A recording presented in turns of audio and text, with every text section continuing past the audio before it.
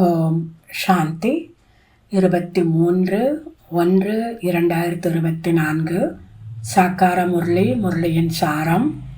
இனிமையான குழந்தைகளே, பாபா எப்படி இனிப்பு மலையாக இருக்கிறாரோ அதே போன்று குழந்தைகளாகிய நீங்களும் கூட இனிமையான தந்தை மற்றும் ஆஸ்தியை நினைவு செய்து மிக மிக இனிமையானவராக ஆக வேண்டும். கேள்வி: நீங்கள் இப்போது எந்த விதியின் மூலம் தன்னை பாதுகாத்து கொண்டு தன்னுடைய அனைத்தையும் பாதுகாத்து கொள்கிறீர்கள்? குழந்தைகளாகிய நீங்கள் இப்பொழுது எப்படிப்பட்ட ஒரு விதியின் மூலம் தன்னையும் மற்றும் தன்னுடைய அனைத்தையும் பாதுகாத்து கொள்கிறீர்கள்? பதில்: பாபா, தேகத்துடன் சேர்த்து பழைய சாமான்கள், அதாவது குப்பை கூலங்கள் என்னவெல்லாம் உள்ளதோ அனைத்தையும் நாங்கள் உங்களுக்கு கொடுத்து விடுகிறோம் மற்றும் உங்களிடமிருந்து மீண்டும் எதிர்காலத்தில் அனைத்தையும் பெற்றுக்கொள்வோம். ஆக நீங்கள் எவ்வளவு சேஃப்டியானவராக ஆகிவிட்டீர்கள். அனைத்தையும் பாபாவினுடைய இரும்பு பெட்டியில் பாதுகாப்பாக வைத்து விடுகிறீர்கள். இது சிவபாபாவினுடைய பாதுகாப்பான வங்கியாகும். நீங்கள் பாபாவினுடைய பாதுகாப்பில் இருந்து அமரராக ஆகிறீர்கள். நீங்கள் காலனின் மீது கூட வெற்றி அடைகிறீர்கள். சிவ பாபாவினுடையவராக ஆகிவிட்டீர்கள் என்றால் பாதுகாப்பாக ஆகிவிட்டீர்கள். மற்றபடி உயர்வான பதவியை அடைவதற்காக முயற்சி செய்ய வேண்டும். ஓம் சாந்தி. தந்தை இனிப்பு மலையை போன்றவர். இனிமையான தந்தைதான் வந்து கசப்பான உலகத்தை மாற்றி இனிமையாக ஆக்குகிறார். மிகவும் இனிமையான பாபா நம்மை மிகவும் இனிமையானவராக ஆக்கிக் கொண்டிருக்கிறார்.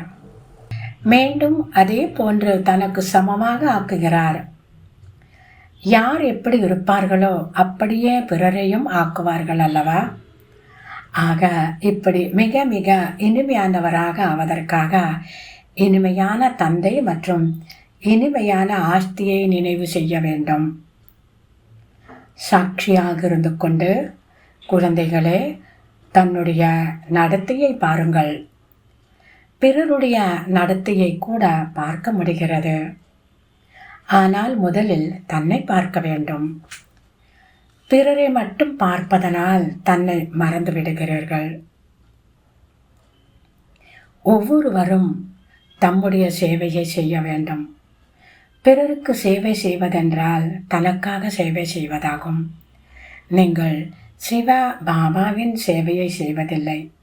சிவ பாபாவோ சேவை செய்ய வந்துள்ளார் அல்லவா? குழந்தைகளே, தேக அபிமானம் மிகவும் கஷ்டப்படுத்துகிறது. உயர்வான நிலையை கொண்டு செல்ல அது விடுவதில்லை. இந்த தேகத்தை மறக்க வேண்டும். வீட்டிற்கு திரும்பிச் செல்ல வேண்டும் என்றால் எந்த ஒரு விதமான குறையும் இருக்கக்கூடாது. என்னென்ன குறைகள் உள்ளன என்பதை நீங்கள் அறிந்துள்ளீர்கள். முதலில் நீங்கள் அனைவரும் வைரத்துக்கு சமமாக இருந்தீர்கள். இப்பொழுது மீண்டும் சுத்தமான வைரம் போன்று ஆக வேண்டும். நீங்களோ சைத்தன்யமான வைரங்கள். எனவே குறைகள் அனைத்தையும் ஒரேடியாக நீக்கிக் கொண்டு இறுதி வரை முயற்சி செய்து குறையற்றவராக வேண்டும். ஒருவேளை குறையை நீக்கவில்லை என்றால் மதிப்பு குறைந்துவிடும். நீங்கள் சைத்தன்யமானவர் என்பதால் குறையை நீக்க முடியும். நல்லது. தாரணைக்கான முக்கிய சாரம். முதலாவது, முடிந்தவரை உள்நோக்கு முகமுடையவராகி அமைதியில் இருக்க வேண்டும். அதிகமாக பேசக்கூடாது. அசாந்தியை பரப்பக்கூடாது. மிகவும் இனிமையாக பேச வேண்டும். யாருக்கும் துக்கத்தை தரக்கூடாது. கோபம் கொள்ளக்கூடாது. வெளிப்படையான முகத்தவராகி புத்திக்கு ஏமாற்றத்தை கொடுக்கக்கூடாது. தாரணையினுடைய முதல் பாயிண்ட் இவ்வளோ பெரிய தாரணையாக இருந்தது. இரண்டாவது, முழுமையடைவதற்காக எனக்குள் என்னென்ன குறைகள் இருக்கின்றன என்று நேர்மையுடன் தன்னை சோதிக்க வேண்டும். சாட்சியாகி தனது நடத்தையை பார்க்க வேண்டும்.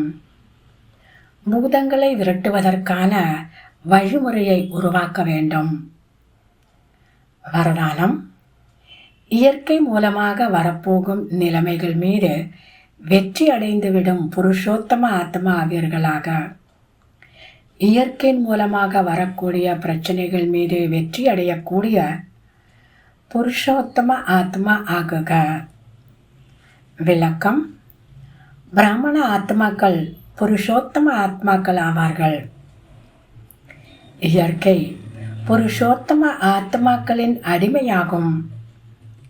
புருஷோத்தம ஆத்மா மீது இயற்கை தனது தாக்கத்தை ஏற்படுத்த முடியாது. எனவே இயற்கையின் குழப்பங்கள் தன் பக்கம் ஒன்றும் கவர்ந்து விடுவதில்லையே. இயற்கை சாதனங்கள் மற்றும் வசதிகள் ரூபத்தில் தாக்கத்தை ஒன்றும் ஏற்படுத்துவதில்லையே. இப்படி தன்னை சோதனை செய்யுங்கள். யோகி அல்லது பிரயோகி ஆத்மாவினுடைய சாதனைக்கு முன்னால் சாதனங்கள் தானாகவே வந்துவிடும். சாதனங்கள் சாதனைக்கு ஆதாரமாக இருக்காது. ஆனால் சாதனை, அதாவது நீங்கள் செய்யக்கூடிய நல்ல முயற்சி தான் சாதனங்களை ஆதாரமாக ஆக்கிவிடும். இன்றைய ஸ்லோகன்: ஞானத்தின் பொருளாவது அனுபவம் செய்தல் மற்றும் மற்றவர்களை அனுபவம் உடையவர்களாக ஆக்குவது. ஞானம் என்பதனுடைய அர்த்தமே தான் அனுபவம் செய்வது மற்றும் மற்றவர்களை அனுபவம் உடையவர்களாக ஆக்குவது. இன்றைய அவ்யக்த இஷாரா: எப்பொழுதும் தங்களை டபுள் லைட் என்று உணர்ந்து சேவை செய்து கொண்டே செல்லுங்கள்.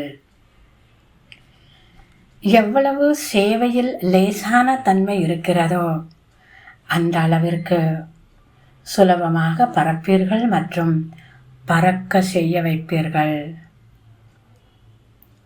டபுள் லைட் ஆகி சேவை செய்வது, நினைவில் இருந்து சேவை செய்வது, இதுவே வெற்றிக்கான ஆதாரமாகும்.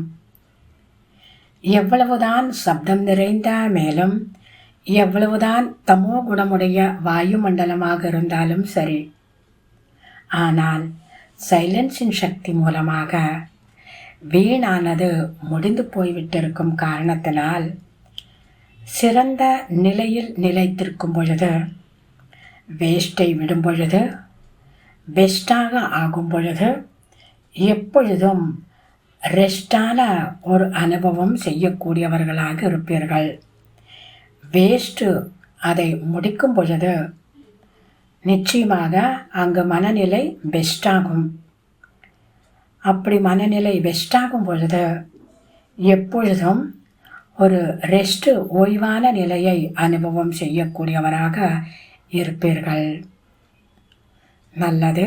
இனிமையிலும் இனிமையான 5000 வருடங்களாக காணாமற் போய் மீண்டும் கண்டெடுக்கப்பட்ட செல்ல குழந்தைகளுக்கு தாய் தந்தை பாப் தாதாவின் அன்பு நினைவுகள் மற்றும் காலை வணக்கம். ஆன்மீக குழந்தைகளுக்கு ஆன்மீக தந்தையின் நமஸ்காரம். ஆன்மீக தந்தைக்கு ஆன்மீக குழந்தைகளின் நமஸ்காரம். ஓம் சாந்தி.